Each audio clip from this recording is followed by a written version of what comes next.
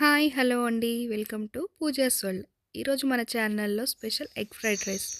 దానికోసమని కావాల్సినవి పచ్చిమిర్చి, సోయా సాస్, వెనిగర్, కొద్దిగా కారం, గరం మసాలా, సాల్ట్, వెల్లుల్లి, జీలకర్ర, ధనియా powder, 6 eggs and onion springs.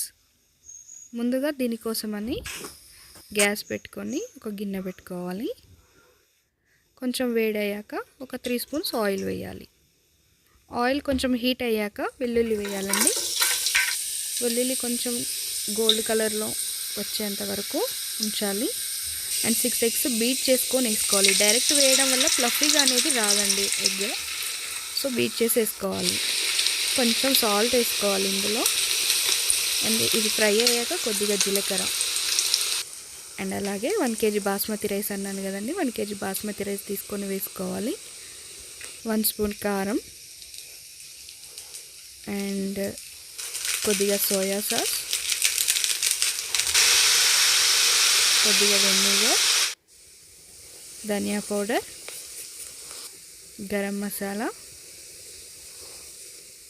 పచ్చిమిర్చి, ఆనియన్ స్ప్రింగ్స్ అన్నాను కదండి, అవి ఒక 2 కప్స్ వేసుకున్నాను టేస్ట్ కోసమని. అంతేనండి, వేడి వేడి ఎగ్ ఫ్రైడ్ రైస్ రెడీ అయింది. అలాగే మీరు కూడా ట్రై చేసి కామెంట్ బాక్స్లో మెసేజ్ చేయండి, షేర్ చేయండి,